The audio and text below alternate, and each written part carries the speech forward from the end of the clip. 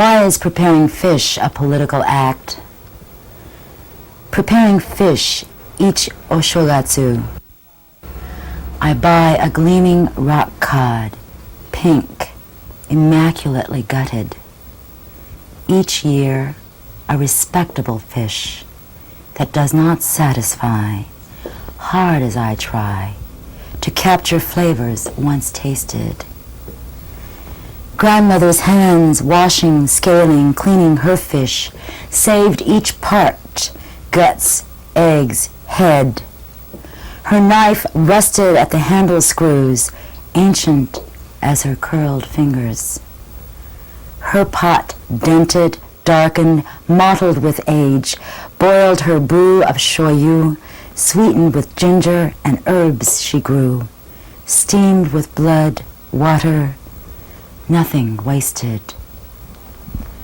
Someone once tried to sell her a set of aluminum pots, smiling too much, called her Mama-san. Her silence thicker than steaming shoyu, whiter than sliced bamboo root boiled with fish heads. Preparing fish is a political act.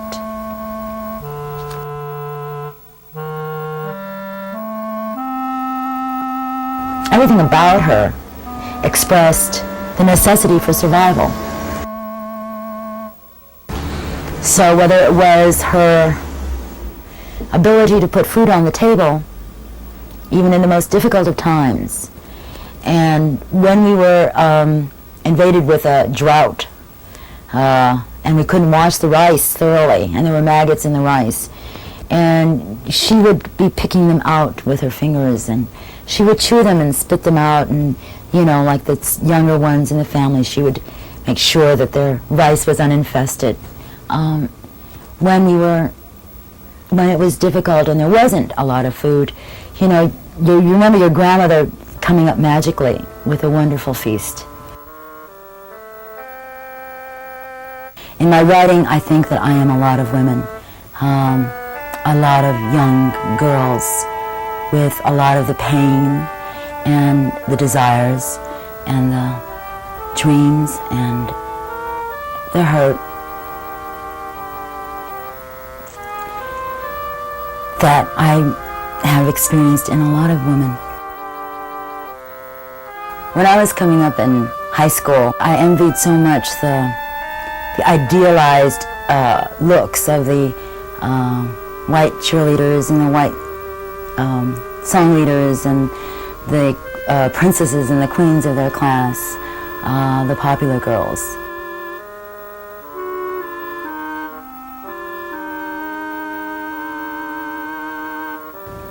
I was a small town girl from Petaluma who was thrust into a big campus, and I sought protection and safety for a while in the cliques of Asian Americans met behind the library.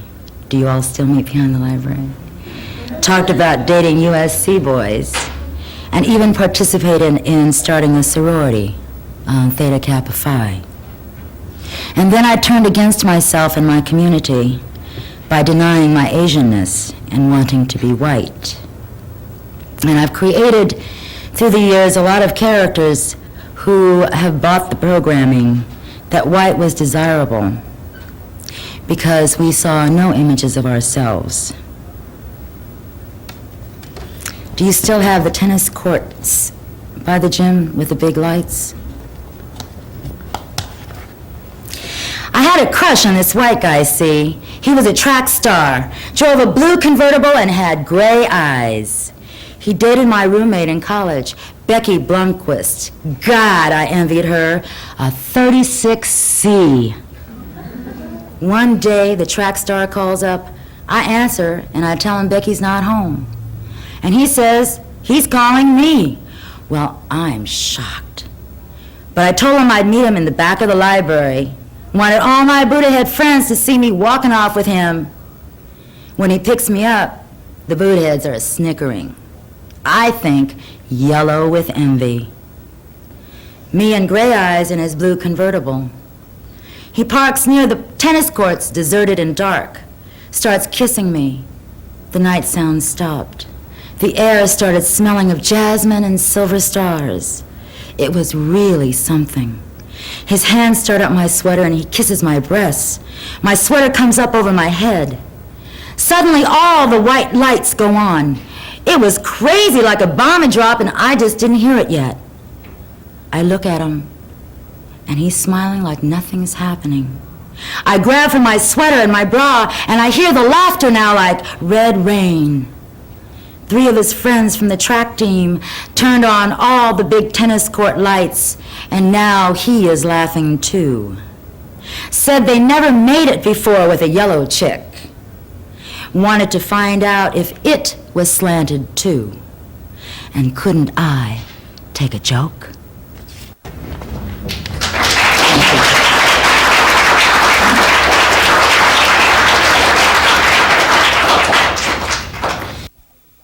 I overcame that desire to be identified with approved white society and white male power by being married to it or associated to it.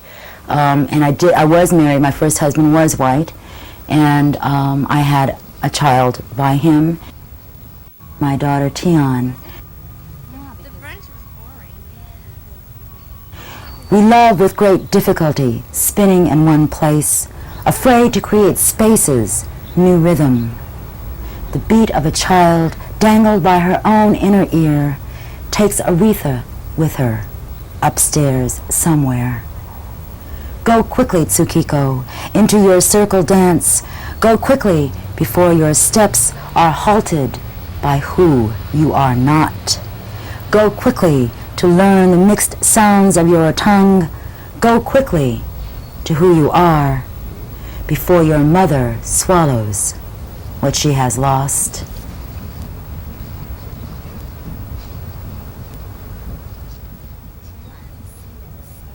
From the back of the UCLA library to the revolts at San Francisco State and other campuses striking for ethnic studies, my poetry changed considerably. And as I became involved in the movement, in quotes, the movement during the 60s, we became stronger in our own voices. And I think there was this great need to find our past, to write about it, to sing about it, to tell about it, to be enraged about it, to shout our existence.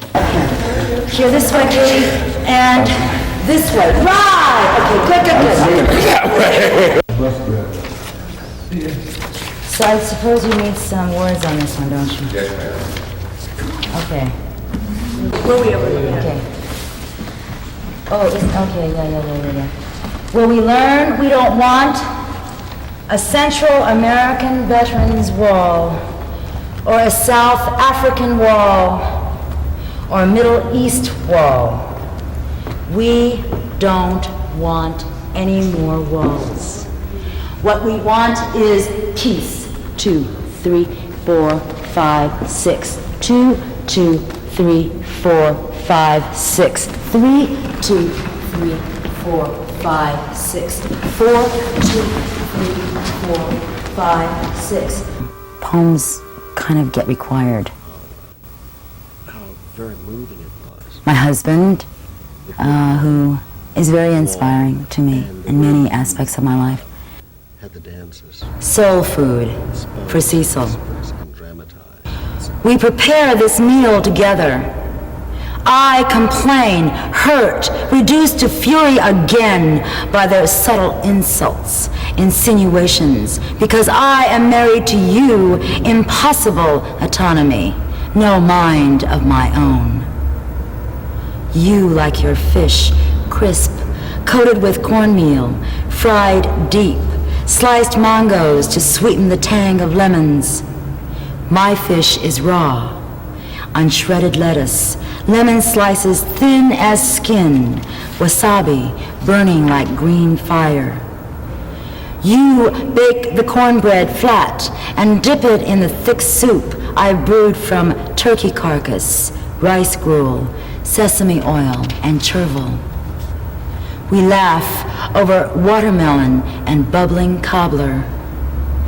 You say there are few men who can stand to have a woman equal, upright. this meal unsurpassed.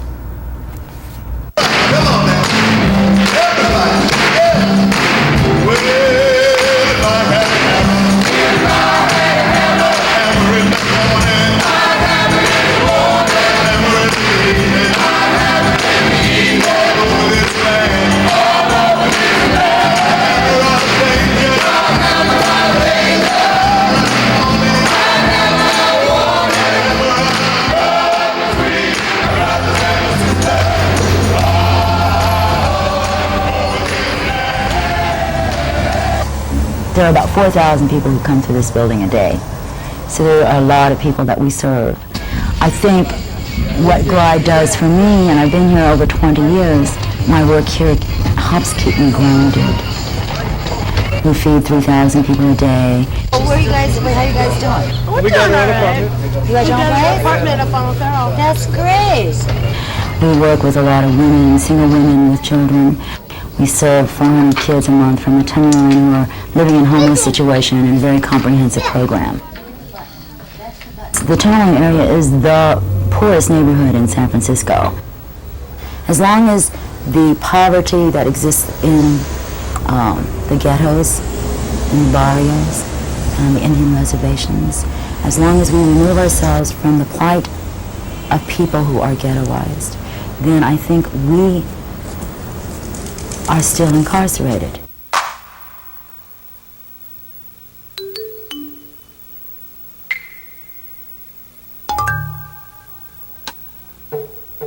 I was born just before 120,000 Japanese, mostly of American ancestry, were incarcerated in camps, in World War II concentration camps.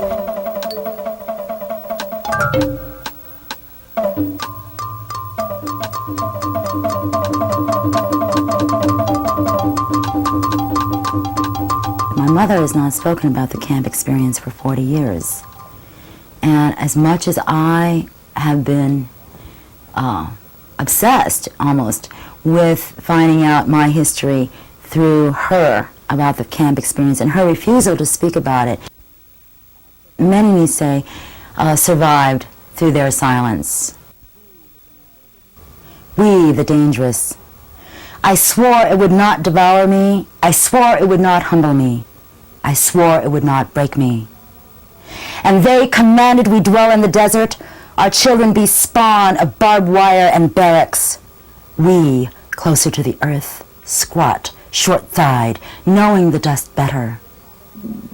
And they would have us make the garden, rake the grass to soothe their feet. We, akin to the jungle, plotting with the snake, tails shedding in civilized America. And they would have us skin their fish, deft hands like blades, sliding back flesh, bloodless. We, who awake in the river, ocean's child, whale eater. And they would have us strange-scented women, round-shouldered, strong and yellow like the moon, to pull the thread to the cloth, to loosen the backs massaged in myth. We, who fill the secret bed, the sweatshops, the laundries.